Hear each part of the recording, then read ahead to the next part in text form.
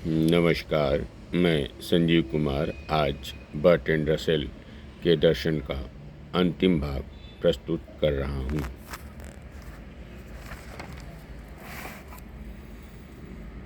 तथ्यों के प्रकार। सामान्यतः माना जाता है तथ्य तो तथ्य है, अतः सभी तथ्य एक समान है। परंतु रसेल के अनुसार तथ्य वह है जिससे वाक्य सत्य या असत्य होता है। रसेल तथ्यों के प्रकार बताते हैं, परंतु उनकी संख्या निर्धारित नहीं करते, क्योंकि उनका वास्तविक तात्पर्य है कि भिन्न भिन्न संदर्भ में भिन्न भिन्न ढंग से तथ्यों में भेद किया जा सकता है। विशेष तथ्य। यह एक निश्चित तथ्य है जिससे एक निश्चित प्रतिज्ञप्ति सत्य या असत्य बनती है, जैसे यह सफ़ेद है। सामान्य तथ्य। जब हम कहते हैं कि सभी मनुष्य मरणशील हैं, तो यह वाक्य सामान्य तथ्य के कारण सत्य या असत्य कहा जा सकता है, क्योंकि विशेष से सभी पर निर्णय नहीं लिया जा सकता। भावात्मक तथ्य और अभावात्मक तथ्य। जब हम कहते हैं कि यह पेज सफ़ेद है, पुनः कहते हैं यह पेज काला नहीं है, तो यह दोनों कथन इस पेज के विषय में सत्य है, परंतु एक भावात्मक है तो दूसरा अभावात्मक, क्योंकि यदि दोनों का एक ही अर्थ लिया जाए तो पेज काला नहीं है का अर्थ पेज सफ़ेद है माना जाएगा, परंतु पेज काला नहीं है का अर्थ उसका सफ़ेद होना नहीं है। इसका भिन्न अर्थ निषेधात्मक तथ्य है। अभिप्राय मूलक तथ्य। रसेल इसे उदाहरण से बताते हैं कि क को विश्वास है कि उसकी पत्नी को किसी अन्य से प्रेम है। यहाँ किसी बाह्य तथ्य से इस वाक्य की सत्यता असत्यता निर्धारित नहीं होती, यह निर्धारित होती है अभिप्राय मूलक तथ्य से। अणु तथ्य। सबसे सरल अविभाज्य तथ्य जिसे और छोटा न किया जा सके उसे अणु तथ्य नाम दिया गया है। अणु तथ्यों में कुछ विशेष रहते हैं तथा कुछ गुण जिन्हें क्रिया से व्यक्त किया जाता है। एक अणु वाक्य में विशेष अनेक हो सकते हैं।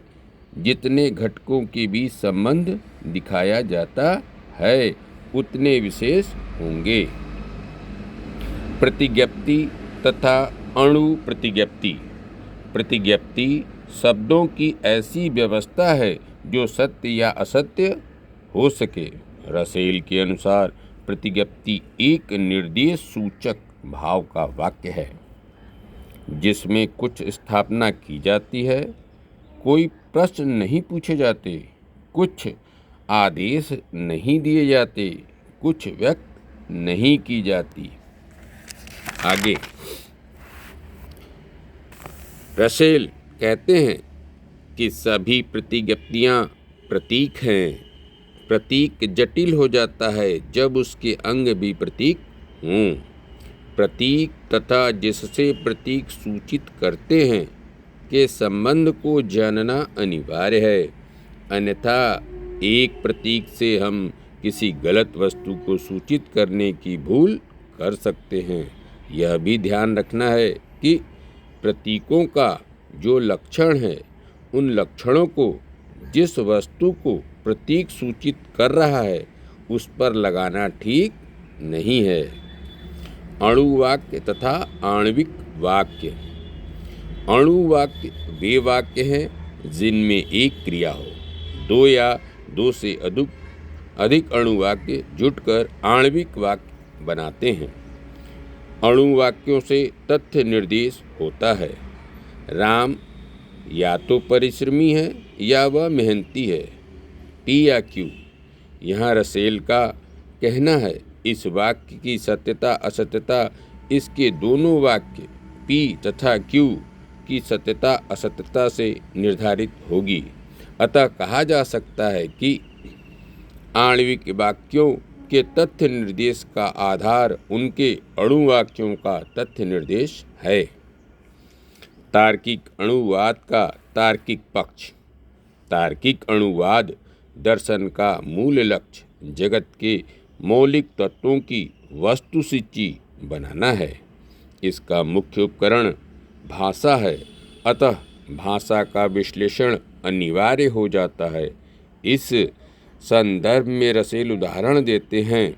साधारण नाम सुकरात तार्किक अर्थ में नाम है ही नहीं, विवरण है, अर्थात सामान्य नाम से विशेष का बोध नहीं होता। विशेष को तर्कतः उपयुक्त नाम सूचित कर सकते हैं। इसका उदाहरण देना कठिन है, फिर भी वे यह वह का उदाहरण देते हैं। रसेल आगे बताते हैं कि सामान्य प्रतिज्ञप्तियाँ अस्तित्व सूचक नहीं हैं। जैसे सभी ग्रीक मनुष्य हैं। इस वाक्य में यह नहीं कहा जा रहा है कि ग्रीक हैं। ऐसे वाक्यों में वस्तुतः एक प्रतिज्ञप्ति फलन के सभी मूल्यों की सत्यता का निर्देश हो रहा है। यदि हम कहें यक्स मनुष्य है तो यह प्रतिज्ञप्ति फलन है, क्योंकि यदि इसके अनिर्धारित घटक यक्स को सुकरात निर्धारित कर दे तो सुकरात मनुष्य है प्रतिज्ञप्ति बन जाता है।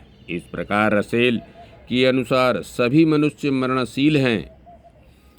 सामान्य कथनों में यह नहीं कहा जा सकता है कि मनुष्य का अस्तित्व है, क्योंकि वह वस्तुतः एक प्रतिज्ञप्ति फलन है। यदि यक्ष मनुष्य है तो वह मरणशील है, जिसके सभी मूल्यों को सत्य माना जा रहा है।